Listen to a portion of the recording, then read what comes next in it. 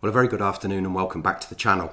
This is by way of a little bit of a public service announcement if you live in the UK. If you don't live in the UK, it's not relevant to you. I'd advise you to listen to your government's advice over what you should be doing during this pandemic of the coronavirus outbreak.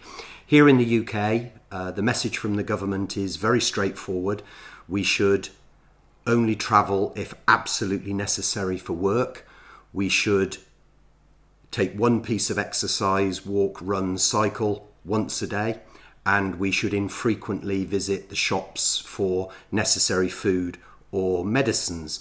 That's as strict as it gets, and the motto that goes with that is stay at home, protect our National Health Service and save lives. Now, the reason I'm using this is Sean and I were very lucky on the Saturday before the UK lockdown on Monday the 23rd, I think, of March, to get a last ride out on the Saturday before that lockdown happened.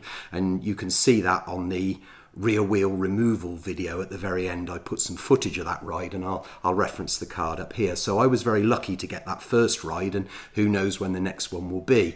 But even during that ride, I was very thoughtful of the fact that what has subsequently happened here in Hampshire recently may well have happened to either Sean or myself. So we're just coming up to the Easter weekend. It's Thursday before Good Friday, and then we've got Saturday, Easter Sunday, and of course Bank Holiday Monday.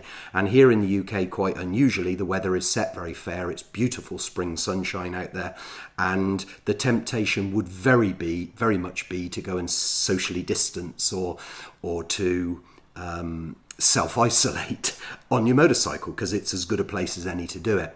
But what brought it home to me that maybe I should just make people aware of the risks of doing that, even though the roads are quiet and there's very few people about, and absolutely you would be socially distancing and self-isolating, is that here in Hampshire there was a tweet yesterday from the Hampshire Road Police where a motorcyclist had been involved in a road traffic accident, and of course we absolutely wish him well, hope he recovers fully. But the result of that road traffic accident, which involved no other vehicle, was that there were deployed 6 medical staff, including 2 people in the Hampshire Air Ambulance, and also some police officers. Rightly, the person was injured, needed to be looked after, and that's what our National Health Service is all about.